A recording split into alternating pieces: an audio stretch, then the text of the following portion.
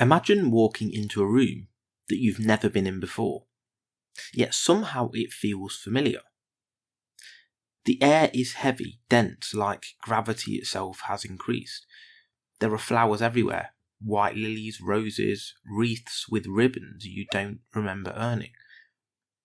You hear murmurs, low voices, someone sniffing back the tears. Someone else is staring into nothingness, completely dissociated. And then it lands. This is a funeral. But not just any funeral. It's your funeral. Your name is printed on the programme. Your photograph sits at the front. Your life is reduced to a few dates and a collection of memories. And one by one, people begin to stand up, to speak about you. Here's the question that will define the entire episode. If today were your funeral, what would they say about you? And more importantly, what would you like to hear? Because by the end of this episode, you won't just think differently about your life. You'll feel an almost uncomfortable urgency to change how you live starting now. So you take a seat at the back of the room. No one can see you. You're invisible. A ghost watching the story you wrote with your choices. The first person walks up. Maybe it's a family member. They clear their throat and they say, "They were a good person, I think." That pause, that hesitation, that search for words, it hurts more than any insult ever could. Because silence speaks, vagueness speaks. So let me ask you something uncomfortable. Are you currently living a life that forces people to search for nice things to say, or one where the words would spill out effortlessly? Because here's the brutal truth. People won't remember your intentions. They'll remember your patterns. Every funeral speech is an identity mirror. Not who you thought you were, not who you were meant to be, but who you consistently showed up as. So now, let's let the speeches continue. And as you listen, don't defend yourself, just observe. So here are some things that people may say. Number one is they played it safe.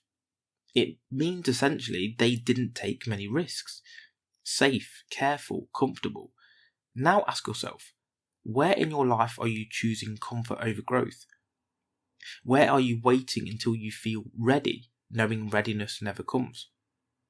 Playing it safe doesn't feel like failure in the moment. It feels responsible, sensible, mature. But zoom out far enough, and safety becomes regret. So what should you do to reverse that speech or that comment? Well, do one thing every week with a real chance of rejection. Share an opinion publicly instead of privately. Apply before you feel ready. Because safety feels good today. Regret hurts forever. The second thing they may say is they were selfish. Their voice isn't angry, just honest. Essentially, this person always put themselves first.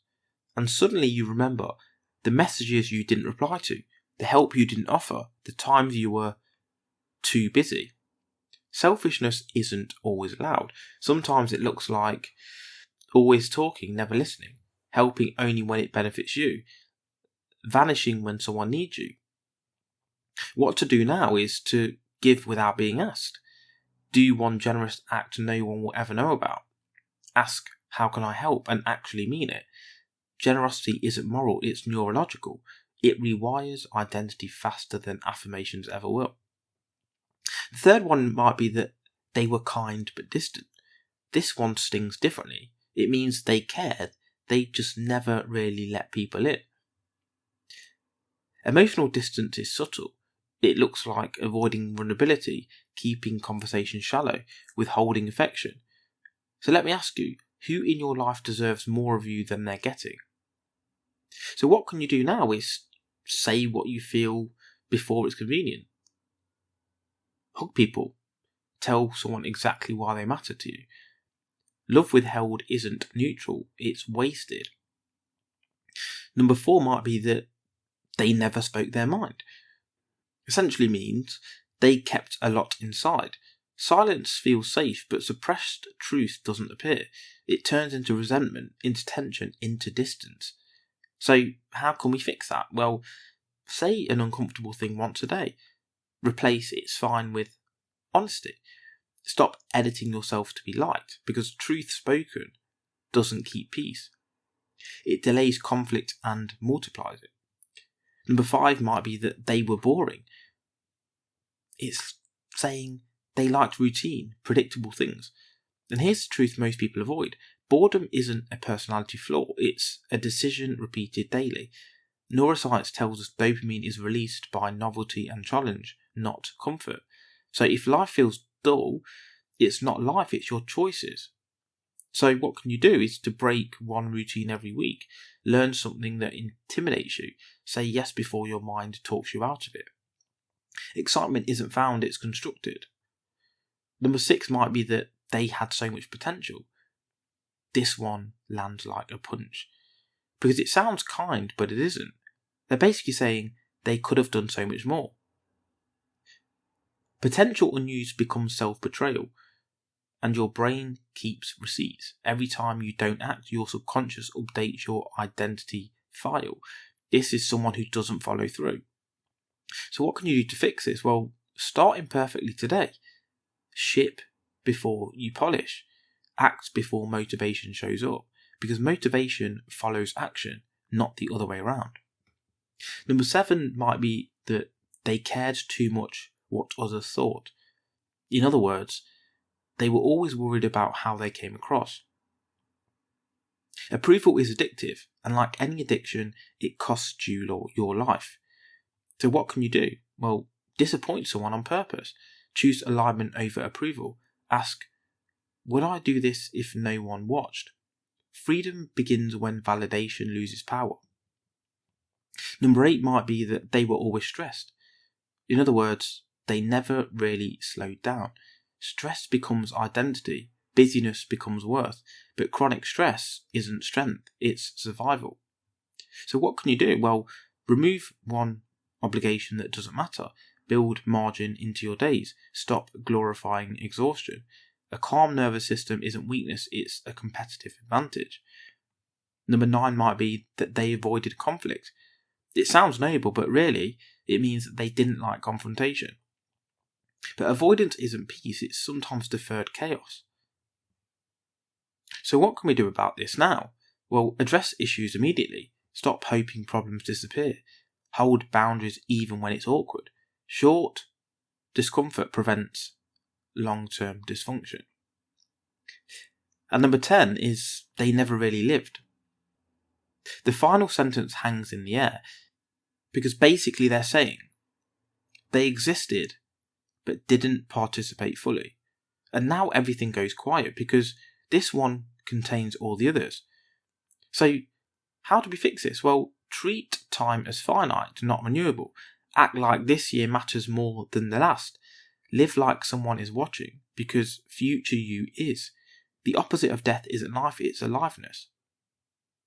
Now flip the script. Another person stands and their voice is steady, certain.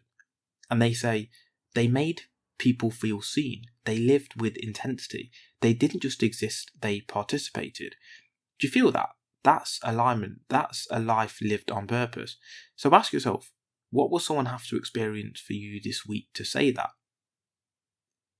Because legacies aren't built at the end. They're built on an ordinary Tuesday. So imagine the last speaker. They look at your photo and say, they became who they were meant to be. Now, here's the real question. If that version of you were watching you today, would they be proud, or would they be waiting for you to wake up? Now you walk out of the funeral, the doors close behind you, and suddenly you're back, you're alive, breathing, with time still on the clock. That's the gift of this thought experiment. It lets you die before you die, so you can finally start living. The second life exists only when you realise you have one, as they say. Live today in a way that would make your future funeral speech inevitable. Not hopeful, not hypothetical. Inevitable. Because in the end, your life will speak for you.